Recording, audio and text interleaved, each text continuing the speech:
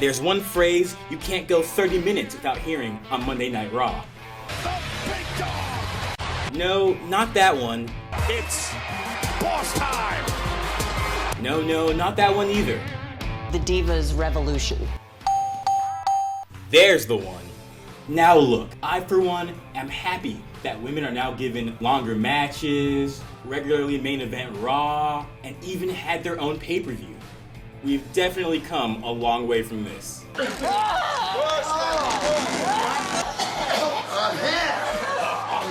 But what I'm not happy about is this ridiculously false narrative that the WWE has crafted about women's wrestling. If you believe Vince McMahon's story, for decades, women were seen as nothing more than eye candy, relegated to forgetful 5-minute matches, until one day, Lady Stephanie McMahon rode in on her white horse, saving the day, and finally giving women their chance to shine. Yeah, that's not what happened at all. I'm Psycho Candy, and this is The Real History of Women's Wrestling, Part 1. When talking about WWE Women's Wrestling, we gotta start with the first women's champion, the Fabulous Moolah. While, by all accounts, she was a heinous woman, and trust me, I will be doing a video on her later. When Moolah brought the NWA Women's title to the WWE in 1983, people were excited. I mean, why shouldn't they be? Women's wrestling in the 80s was freaking awesome. Girls like Wendy Richter, Leilani Kai, and Rockin' Robin were crazy talented. In fact, a lot of the time, their matches were more entertaining than the kick-punch routine the men had going back then. Women's wrestling was actually so over in the 80s that from 1983 to 1989, the women had women's tag titles. A fact they have oddly forgot to mention since the announcement of the new women's tag titles. The trend of talented women wrestlers continued into the 1990s. While ladies like the Fabulous Moolah and Wendy Richter were now gone, the division was now centered around the uber-athletic Alundra Blaze. With her good looks, high-flying ability, and badass German suplex finisher, Blaze quickly became a fan favorite, and her battles with Japanese sensation Bull Nakano were some of the best, male or female, that the company had ever produced at the time. Make no mistake about it though, despite how dope these matches were, wrestling in the mid-90s sucked. Diesel spent a year as one of the most boring champions of all time. Every wrestler had a dumb gimmick related to their job. Oh, and this shit happened. Not surprisingly, their ratings went down the toilet. And, in a desperate attempt to cut costs, the WWE released almost all of their female wrestlers, including the WWE Women's Champion at the time, Alundra Blaze. This one firing would change the course of women's wrestling forever. Crazy as it sounds, people generally don't like to get fired. And when Blaze went to WCW that same year, she found the perfect avenue for her revenge. This is the WWF Women's Championship belt. Wait a minute. That indeed it is. Trash can. And that's what I think of the WWF Women's Championship belt. In a now iconic act of defiance, she would toss her WWE Women's Championship in the trash.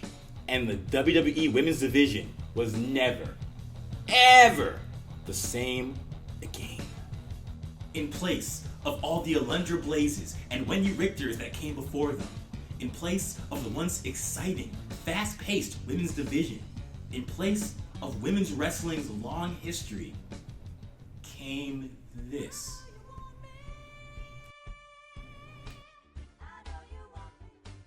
Sunny, beautiful, adorable, sensual Sunny. You see, the women's division became less about wowing audiences with great matches and more about wowing audiences with great boobs and asses. The thing is, it worked. By 1996, Sunny was the most searched woman on all of AOL.com, and with ratings in a slump, Vince McMahon did what any promoter would do. He doubled down on it. Next came Marlena, then Tori, and of course, the queen of all divas, Vince McMahon's wet dream come to life, Sable. By the time the Attitude Era was in full swing, the WWE Women's Division had become nothing more than a gallery of bra and panties matches, mud matches, bikini contests, and constant female humiliation. It's to the point that it's hard to go back and even watch women's wrestling from the late 90s without wanting to hurl. But people kept buying it, so Vince McMahon kept supplying it. After WCW basically blew a 3-1 lead and lost the Monday Night Wars, the WWE no longer had to fight for the horny, male, teenage demographic. So they started to lean off the sexual content. Now don't get me wrong, women were still shaking their boobs and asses for ratings, but women like Trish Stratus, Lita, and Molly Holly were as talented as they were beautiful. And Trish and Lita would even put on one of the first female main events in Monday Night Raw history. Other major events of the early 2000s include Victoria and Lita having the first women's steel cage match, Jacqueline becoming the first women's cruiserweight champion, and Molly Holly even becoming hardcore champion. The trend of hiring talented women but giving them tasteless storylines continued well into the late 2000s. While women like Mickie James, Michelle McCool, and Natalya were total badasses in the ring, instead of the epic female feuds we deserved, we got stuff like this. Oh, come on. That's not Mickie James. It's about as low as you can go.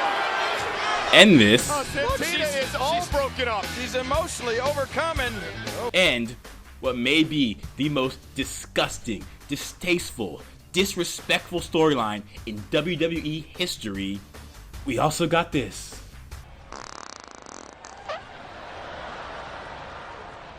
No, Eve. That stinks. Now, when I was a kid growing up in the late 2000s, it seemed like WWE had completely decided on the way they viewed women's wrestling. They were forever destined to be the 5-minute bathroom break matches before the big main events. And honestly, if the WWE had their way, the women would still be bathroom break matches. But they didn't decide to change, they were forced to change. And they were forced to change because of two women. Two fearless women who would change the industry forever. These two women. Wait, what? No, get that off of there, not those two women, come on. These two women, Paige and AJ Lee. Two of the biggest trailblazers in WWE women's history. Tune in next week for the history of women's wrestling, Part 2, The Women's Revolution. Thanks for watching. Make sure to like, share, and subscribe. And if you haven't followed me on Facebook and Instagram yet, You are a disgrace! You will never bring your family honor